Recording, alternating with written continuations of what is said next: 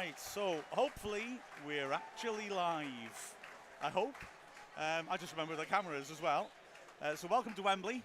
It's a bit of a weird one, this. We've had quite a few technical problems here, to be honest with you. But we've managed to get through some of them, and we're actually live. So really pleased with that. Of course, as we've got to make sure we actually are working, get in touch, let me know, what things are passing through your minds. The team news has come out, and it's a strange one. But first, let's have a look at some of these questions here. So, Topher, Zach says, is this a legit stream? No, Dio. It's not a live stream, it's a pre-match stream. Pranksters down there. So, we'll be, it's a pre-match stream, so you won't be able to see the actual game. As I see on the screen, Ryan Reynolds and Rob McElhenney on the pitch with the players. So all the mad stuff's happening. We're right by the Wrexham fans. It's been a mad day seeing all the fans, isn't it? Oh yeah, it does feel like the biggest occasion we've been to when it comes to Wembley, because the hot weather, everyone seems really up for it, and look, the two owners are down there. It's a special day today. Yeah, it really is exciting. Really is exciting. The teams are outmined, and the teams are a bit surprising, to be honest. Well, our team is surprising, isn't it? And we're really not sure exactly what the setup is. Do you want to go through the team for a second, Chay? Well, I've just set up our commentary line. Yes, the team today is, of course, Chris Dibble, Cal McFadden, Ben Tozer, As long as you say one of Jordan them, it Davis, doesn't matter. Luke Young, Paul Mullin, Liam McLinden, Tom O'Connor, James Jones, Max Cluworth, and Ollie Palmer. So, yeah, a little bit of a change there. Yes, that's right. It's a strange one, and I don't know. Is it still three at the back? In which case, who is the third wing back?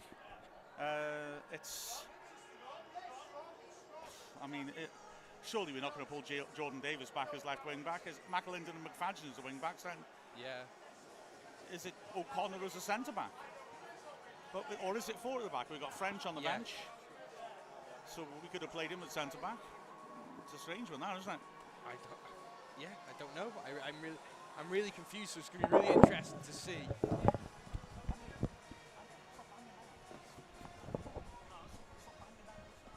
It's going to be really interesting to see when we come out. Yeah, exactly. Sorry for all the interference on the audio. Sorry about that. I'm trying to work out, if it's four, you play McElhenney as a fullback ahead of Hall Johnson.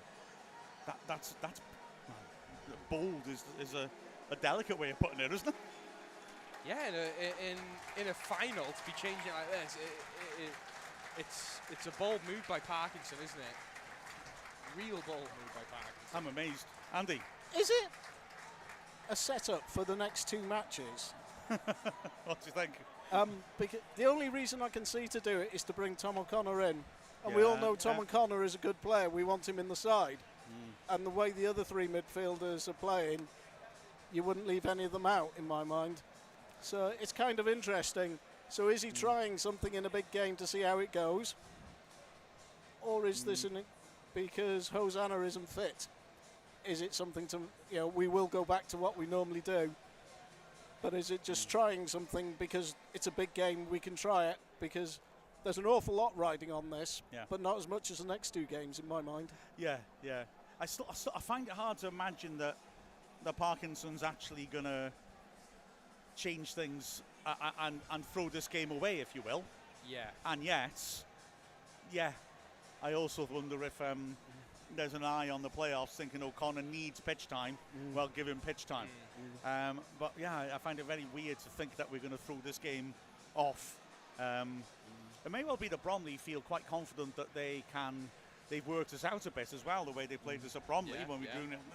And they're therefore thinking, well, let's surprise them. Because while we're a bit worried about the defence, you look at that midfield, and that's probably one of the strongest midfields I've seen Wrexham put out. Yeah, I'd have to agree. So I wonder, I wonder. I really am not sure. And Have to keep an eye on it warming up, see whether they get a back three warming up or not. And we got thumped 3-0 at last out, so most managers after 3-0 would be a bit cross and think of, did I get that right? Yeah, true. But then on the other hand, it was a weird circumstance. I don't think I'd have panicked over it, but I really, it's an unexpected. I'm I think really the reason puzzled. we're talking about it like this is because we're a bit unsure. We weren't expecting it. Not at all. Because Parkinson's rarely changed anything this season, has he? It's always been the same team there or thereabouts. So it's. But he's bringing in one of his strongest midfielders, I would say. Yeah. O'Connor's form before he joined Wrexham was amazing. He joined, he got injured, and then he hasn't broken back into the team. Yeah. So it's a great opportunity for him to really shine today as well, isn't it? Fascinating, isn't it? Bromley are less surprising. They have brought back in Luke Coulson, who was left out the last couple of games, but he's a quality player. Yeah. Having said that, they've brought him back in, but he's been playing as a wing-back the last couple of seasons, and they have retained their two usual wing-backs. So somebody, again, is going to pop up in a slightly unexpected place. So, yeah, both sides maybe just trying to spring the odd surprise. The player who misses out for them is Louis Dennis, who drops down to the bench. So either Coulson will play behind the strikers, because Bromley play normally with the three at the back. But, well, very similar to us. I think that was a big contribution to why that 0-0 was so dull, because we rather cancel each other out. So essentially, there'll be Ellery Balcom in goal. And then across the back, Omar Suwumni, Byron Webster and Chris Birch. The wing-backs were Forster on the right and Whiteley on the left. Now, Whiteley could play up front or behind the strikers, or Coulson could play at that position. I mean, Coulson's right-sided, Forster's right-sided. So you'd think Whiteley stays on the left. And then up front, in the middle, we've got Billy Bingham and James Veddings, supported by, Whiteley or whoever. And then up front is Ali Al-Hamadi and Michael Cheek. You have an unhealthy regard for Ali Al-Hamadi, don't you, Jay? Yeah, I think he's a cracking player, to be fair. And I think he's one of the only strikers this season who've give Aaron Hayden a good game. So, yeah, he's a top player. And I also really rate Michael Cheek. I think Michael Cheek's one of the best strikers at this level, and he has been for the last few seasons. The Cheek's just ridiculously consistent, isn't he? Yeah. He's always... he's always there. He always gets 15, 20 goals a season. Slightly odd that we haven't seen him being called up by someone in a higher division. But yeah, he's a real class act, isn't he? Yeah. I'd like to see him play for Wrexham in the future. So yeah, he's in his 30s now, isn't he? He's in his 30s, but he could be cracking backup for our front two at the moment. We've got the money. True enough. Right. Well, let's remind ourselves of how we got here. So. Let's have a look at the goals that we've scored in the trophy so far. Ball is in! 1-on-1! He lobs the keeper! 2-0! Max Cleworth on the left-hand side, crosses the ball in, looking for Jordan Davis, and it's in! A great finish by Jordan. Sheaf gets it away just about. Into Jordan Davis. Davis cuts in well. Davis with the outside of the foot effort, and that is an absolutely audacious strike from Jordan Davis. Can't quite get his head to it. Luke Young battling again. And Max Cleworth can strike one. And that is an absolute screamer from Max Cleworth. In the game, and Ponticelli can pick it up into Kwame Thomas. Thomas dispossesses him, and it's Ponticelli. Thomas has got to get there. And Kwame Thomas has got himself back on the score sheet. What a moment that is for him, and you can see what it means to the rest of the squad. It's a moment for Jake Bickerstaff too as well, to relish the opportunity of playing here with the racecourse, and he's onside on the left hand side. Bickerstaff breaking into the penalty area, pulls it back to Cam Green. Can he get a shot away? Dancing round the defence, pulls it back, and that's 5 for Wrexham. Tozer tries to choose the long ball to Thomas, and Ponticelli can poach. Speaking of, hold-up play comes in deep there into midfield just to keep possession for Wrexham. Thomas, great chest control, and it's a great one too with Luke Young, and Thomas sends it wide. Paul Johnson, we know he can cross them. He can cross them! What a goal. And what a goal from Ponticelli!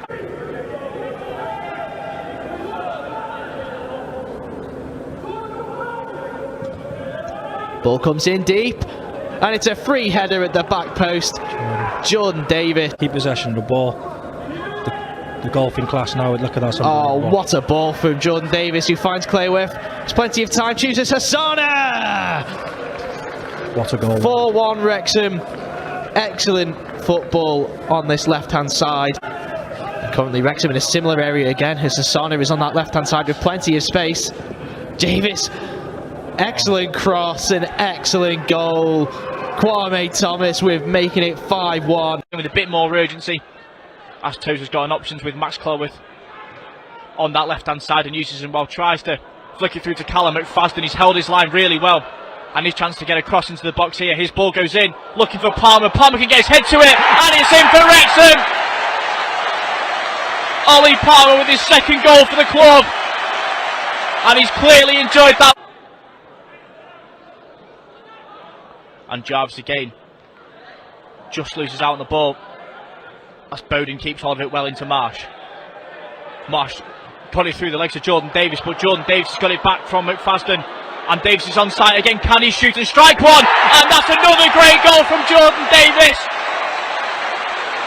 Back in the side, back with the goals after the corner's been taken, and Young can swing the ball in, headed away, and that's 3 minutes of added time. Ball back into the area, Hayden with the header, and it's in for Wrexham again. And that caps off a superb performance from Aaron Hayden.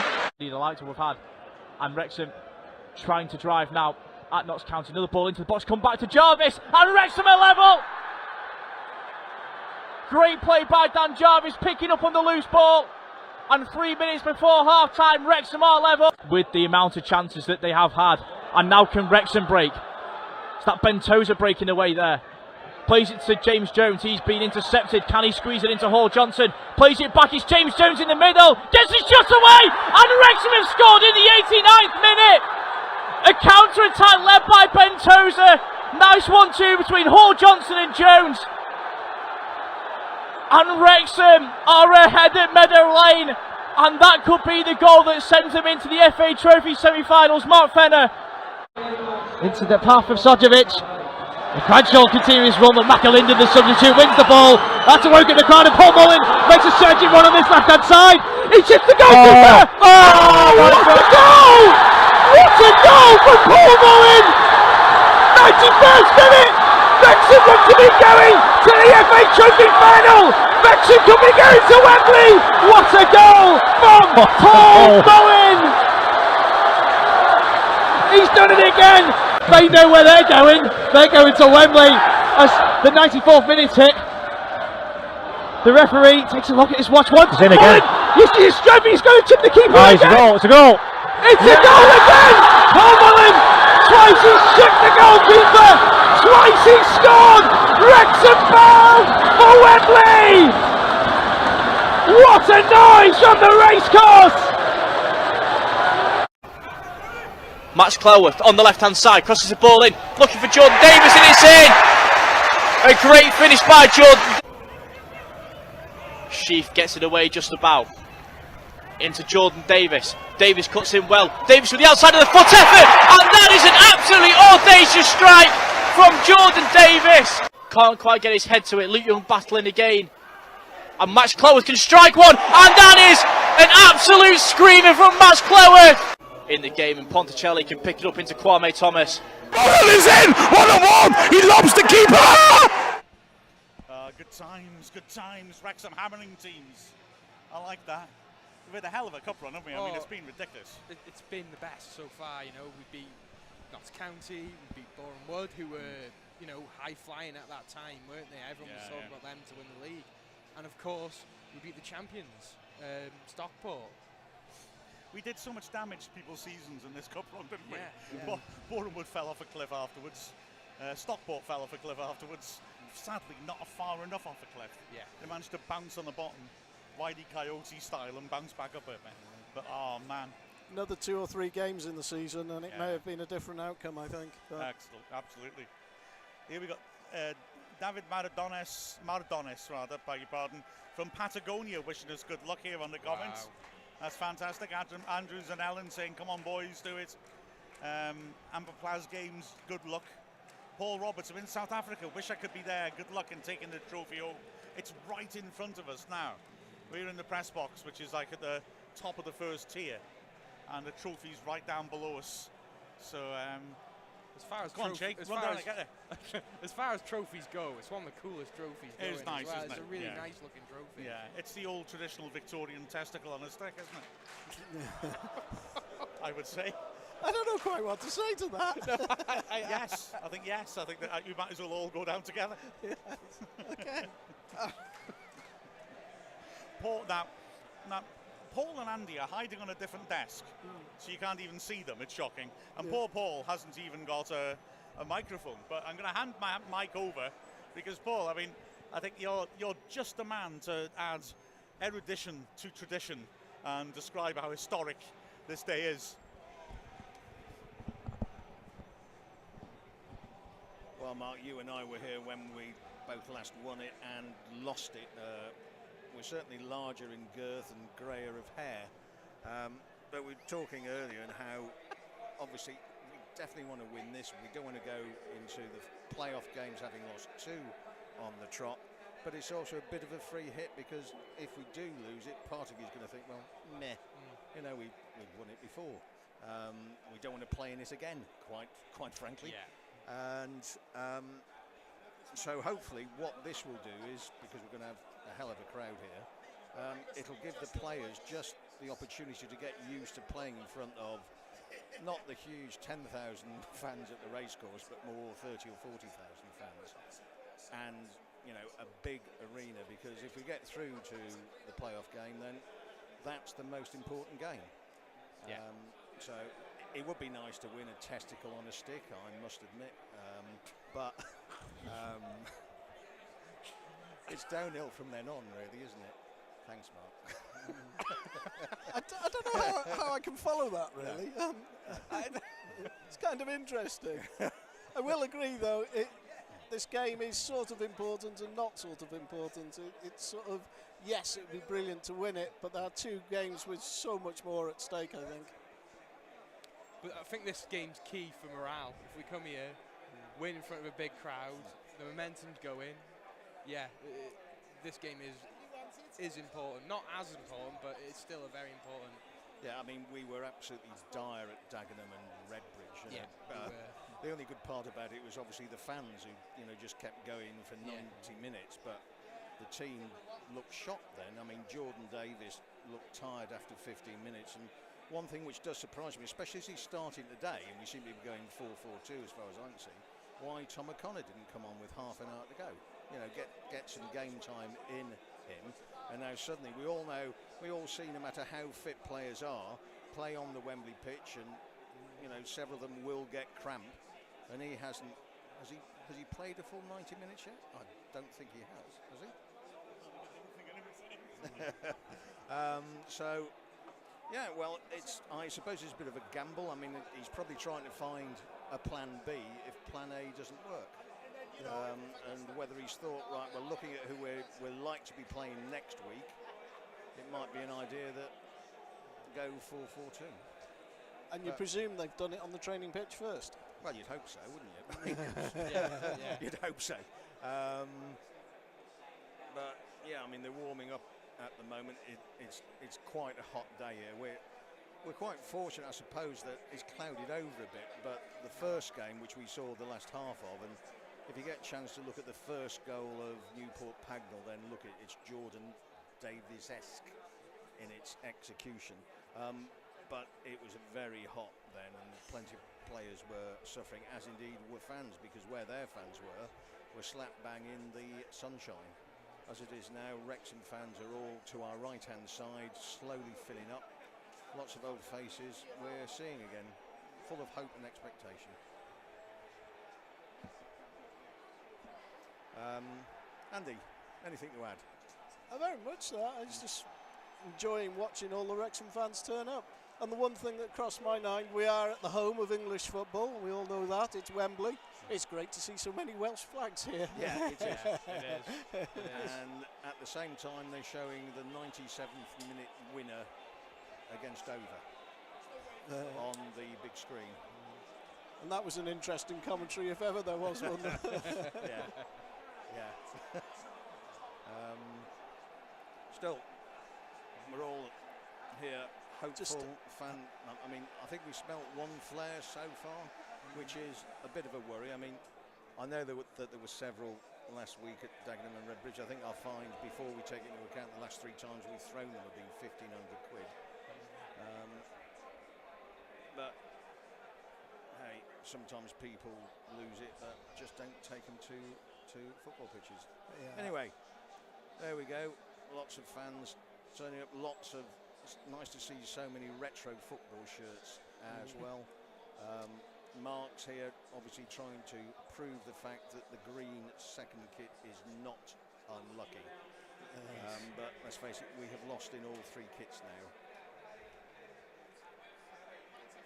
I do like being at Wembley. It is a wonderful stadium, and to see it filling up with Wrexham fans is very nice to watch.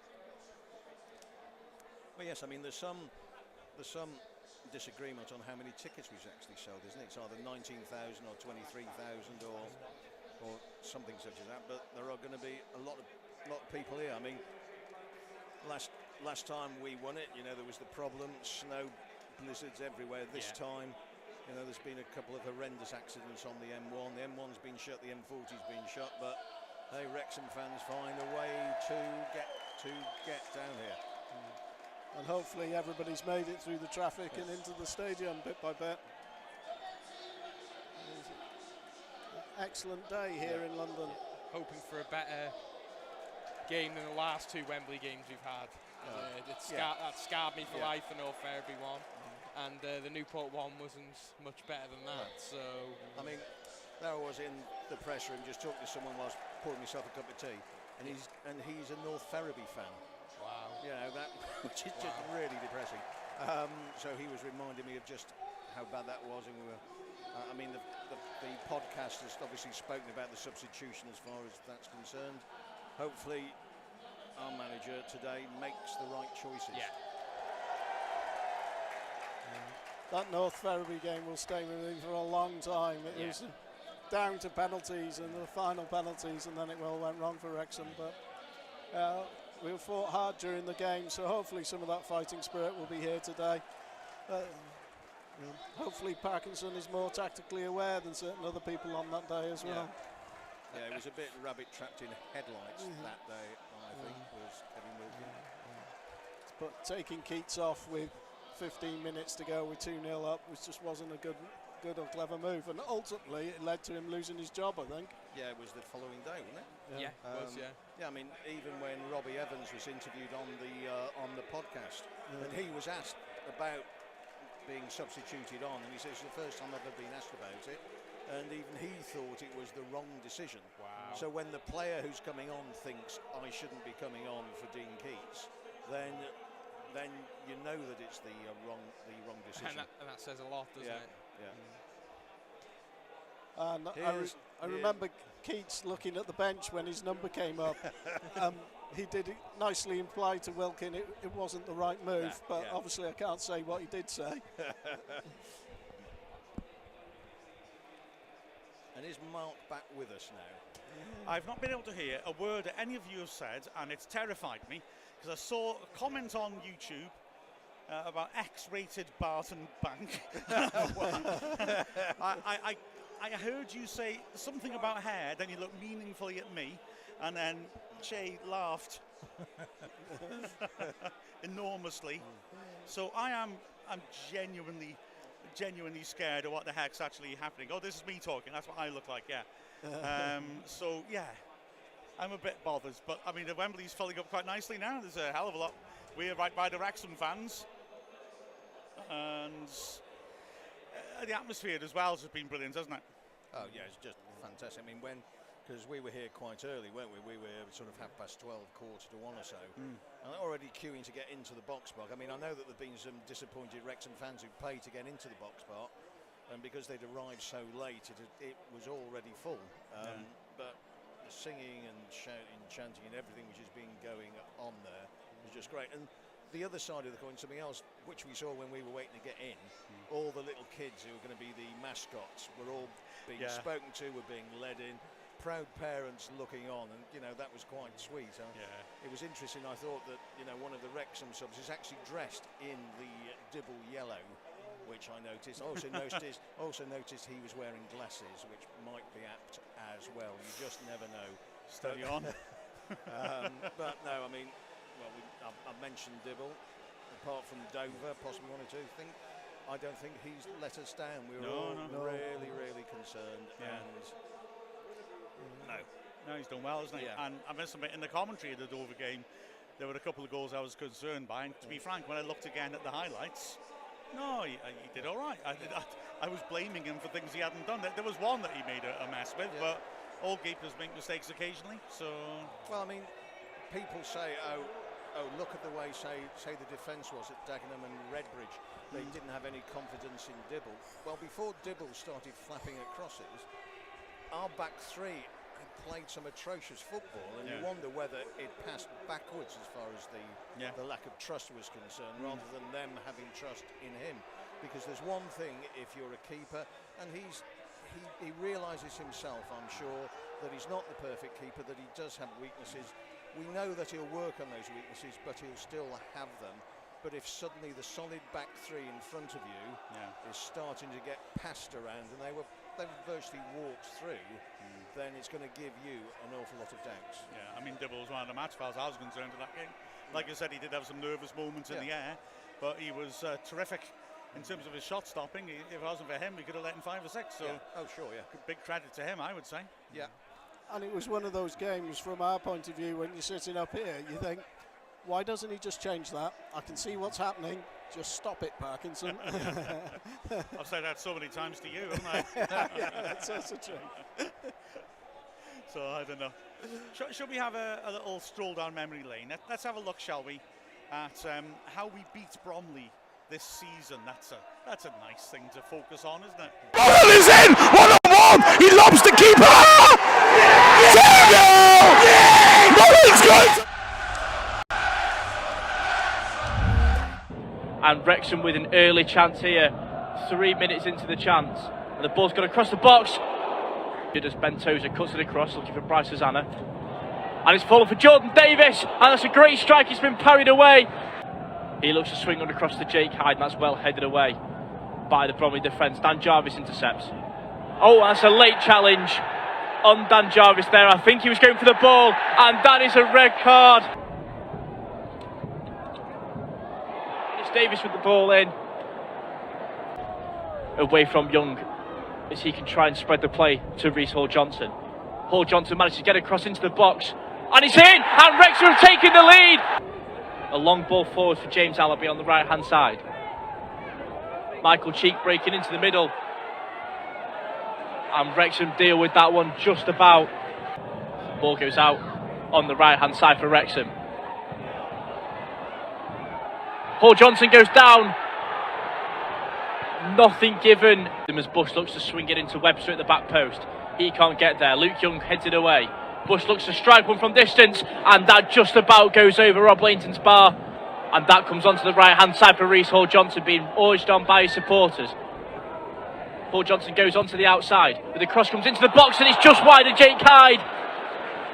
And deliver a ball into the area to trouble Mark Cousins, and it's gone in, and it's back post, and it's in for Wrexham. And who else but that man, Paul Mullin, to double the Reds' advantage. The ball comes across the box, and it's out into Paul Mullin. Can he get it out of his feet? And he can't. And it's just wide of the post. Centre back position, and the ball comes across, and it's hit the bar. Young, and he spots the. That's a great dummy to Bryce Hosanna. Great intelligence from Mullin as Hosanna can take it through. And Hosanna's hit the post. Out to Tyler French.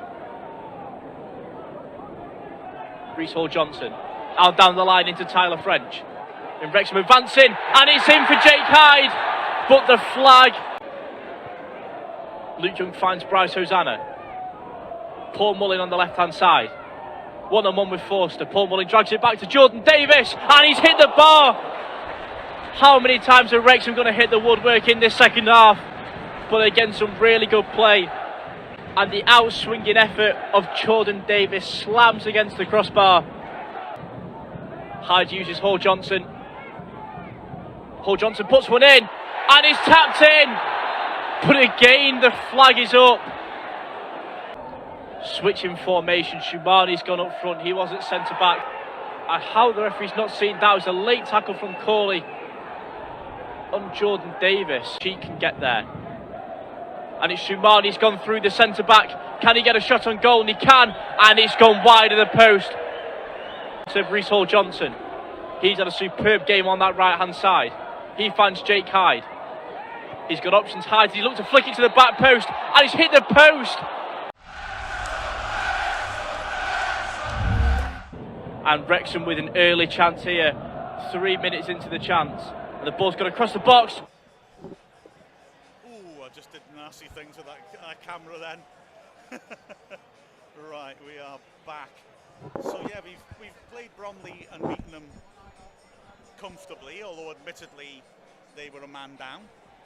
And we also played them at Bromley on their pitch and had an unpleasant 0-0 draw, I would probably describe that as. It was one of the most boring games I've ever seen in my life, because it looked almost as if certainly Mullins and Palmer just didn't trust their footing on that, what is an awful, awful pitch.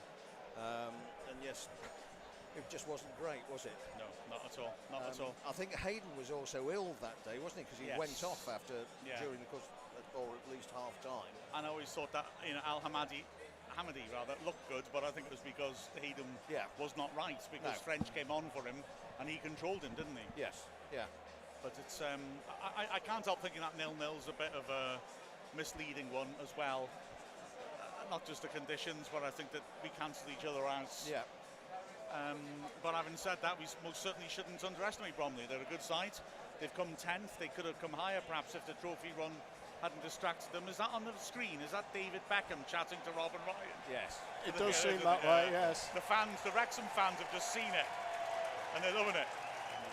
It's probably the first time David Beckham has been cheered by 20,000 Welshmen, isn't it?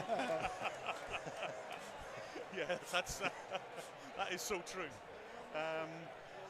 So yeah, Bromley are going to be tough though. I mean, Cheek is a proven goal scorer. Al-Hamadi has shown he is quick and lively.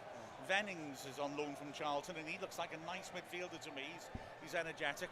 They're attacking wing backs, and I think they're a dangerous side, I would argue.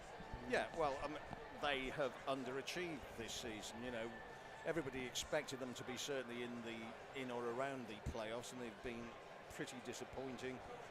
Andy Woodman hasn't had a great season there, and you wonder if he doesn't win today, whether he's going to be given much time next season. But of course, this is a one-off game. It actually doesn't matter how we've done against them before. It's a one-off game, and they could turn up here and they could play out of their skins, and they could muller us, you know? Yeah. Right, well, we better end this now. 10 minutes to kick off. We better get over to our live commentary. I have to tell you that Wembley has not covered itself with glory for us, and at the moment our line for commentary doesn't work. We are hoping to fix it, but in the meantime we're now going to go on to Mixlr. So the live commentary for the moment at least will be on Mixlr. If we can get into Wrexham player, we will do, but we're going to hang up now and go on to Mixlr and get things cracking. So thanks for joining us. Let's hope that the lads can deliver. So, final score. Oh, there's Mark from New Zealand right in front of us. Oh, my word. Absolutely epic. Brilliant. Now, that's the way to sign it off. So, enjoy the game, everybody. And I hope that we're able to enjoy it too.